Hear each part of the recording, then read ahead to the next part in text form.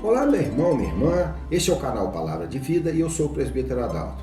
Nosso objetivo é trazer um pouco da Palavra de Deus, então inscreva-se em nosso canal, compartilhe esse vídeo, ative o sininho e dê o joinha e vamos continuar fazendo parte do elo da maior corrente de oração já vista. Que Deus possa abençoá-lo. Vamos lá? Olá, meu irmão, minha irmã, estamos mais uma vez a falar sobre as coisas de Deus, elaborando aqui um texto. E me ocorreu a situação da fé e a razão. E eu sempre falo que a fé e a razão, diz que fé e razão caminham lado a lado. Onde a razão para, a fé prossegue. Coríntios diz que tudo para o Senhor deve ser feito com decência e ordem. Hebreus 11 nos trata que a fé é o firme fundamento das coisas que se esperam e a prova das coisas que não se veem. Mas como nós podemos entender esse aparente conflito entre a fé e a razão?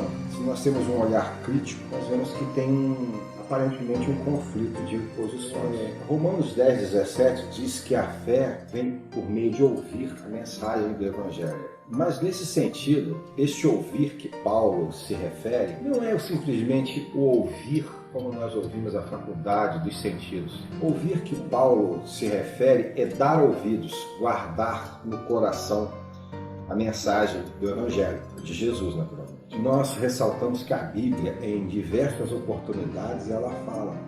Salmos 119, no verso 11, por exemplo, fala que o salmista, ele diz o seguinte, que guardei a tua palavra no meu coração para não pecar contra ti. E a questão do coração, quando você guarda no coração, você sabe qual é a origem da palavra decor? Decor significa saber por intermédio do coração. Antes da ciência descobrir qual era a função do coração, o coração era tido como um símbolo de inteligência e do pensamento. Por isso que, nesse sentido, a Bíblia acena para muitas coisas que nós devemos guardar no coração. Mas esse coração quer dizer justamente por conta desse pensamento que se tinha na época. A razão, necessariamente, ela tem que andar lado a lado com a fé. Uma fé desprovida de razão, ela acaba sendo uma fé absurda. Se não fosse assim, nós não teríamos vários teólogos e doutores, mestres, entre outros. Bastaria você ter fé, tudo iria acontecer na sua vida. A própria Bíblia condiciona a fé a uma atividade intelectual do homem, no sentido de dar ouvidos. Dar ouvidos é uma atividade intelectual, é razão. Quando que a razão não interfere na fé? Eu dou um exemplo para vocês. Você já ouviu falar sobre dilúvio, que está em Gênesis. E muitos teólogos, eles dizem, não, o dilúvio ele foi mundial. Já outros, eles dizem que foi apenas local, naquela área onde Noé estava.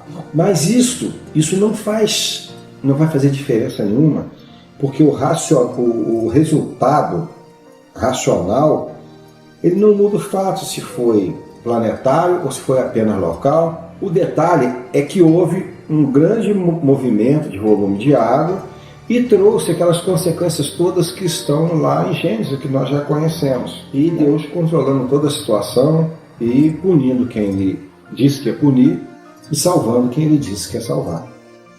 Em João 8, versículo 4, a Bíblia trata de uma ocasião em que mestres da lei e fariseus trouxeram à presença de Jesus uma mulher que foi pega em ato de adultério.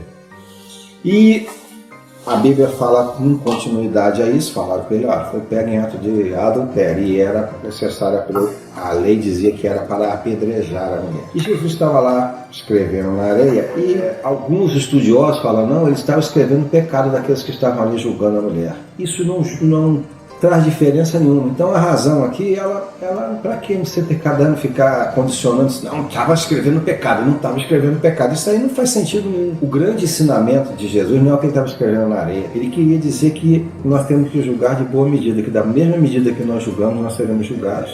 Agora, quando que a fé, ela se estriba na razão? Na nossa vida do dia a dia secular, nós temos inúmeras situações que a fé e a razão, elas estão agindo em conjunto. Imagine que em dado momento da sua caminhada, Deus fale contigo, olha, você vai ter um bom emprego. Mas se você não se aperfeiçoar tecnicamente, profissionalmente, não deixar o teu currículo, não sair de casa para procurar o teu emprego, e não ser caprichoso no teu profissionalismo, nas coisas que você faz, não divulgar o teu trabalho, dificilmente uma promessa dessa vai se cumprir. Outra situação, a Bíblia também nos fala. Lembra da ressurreição de Lázaro? Jesus caminhou, foi lá e falou assim, olha, retire a pedra. Aquilo não é para Deus fazer, aquilo é para o homem fazer. Aí quando ele ressuscitou, ele falou assim, agora soltem as ataduras. A quem ressuscita não é fácil mandar uma pedra se remover e soltar umas ataduras? Mas é que o que é para o homem fazer, é o homem que tem que fazer. Então, se você tem uma promessa de Deus, existem coisas que são feitas por você. Não é Deus que vai fazer. Se você quer um bom emprego, você tem que estudar, você tem que se preparar para Deus abrir a porta para você. Mas quando a razão para e a fé prossegue, uma fé desprovida de razão é uma fé absurda, porque você vai crer nas coisas mais mirabolantes e a gente vê muita gente frustrada por isso. A Bíblia fala, olha, maldito o homem que confia no homem. Aí o outro fala para você, não confia em você não, porque é maldito o homem que confia no homem.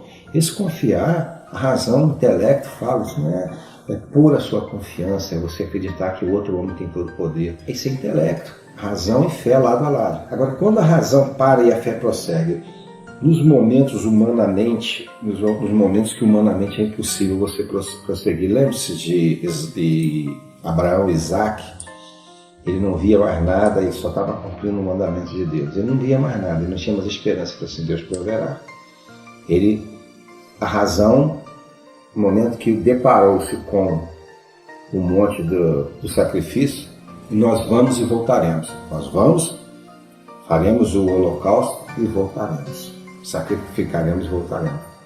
E naturalmente, mas quando ele chegou lá em cima, aqui a coisa apertou mais. Quando o filho perguntou, meu pai, eu estou vendo o telo, a madeira, mas cadê o cordeiro? E olha, Deus proverá. E será que nós temos tido discernimento para saber os momentos para não deixar a nossa razão interferir na nossa fé, deixar que a razão se estribe na fé e deixar a razão prosseguir sem a fé? São três situações distintas. Nós temos que ter sabedoria para pôr em prática na nossa vida. Vamos orar? Meu Deus, meu Pai, meu Rei, em nome de Jesus Cristo nós entramos na Tua presença e cremos, Senhor, que a fé vem no ouvir e ouvir a Tua palavra. E é com base, Senhor, neste ouvir a Tua palavra que nós estamos aqui, eu e meu irmão, orando e Te pedindo, Senhor, por misericórdia, que Tu venha, Senhor, nos dar condições de sabermos quando agir, como proceder, nos momentos, Senhor, em que devemos nos estribar na razão, nos momentos que devemos deixar a razão de lado e nos momentos, Senhor, que nós devemos, nos momentos que nós não vamos deixar a razão interferir na nossa fé.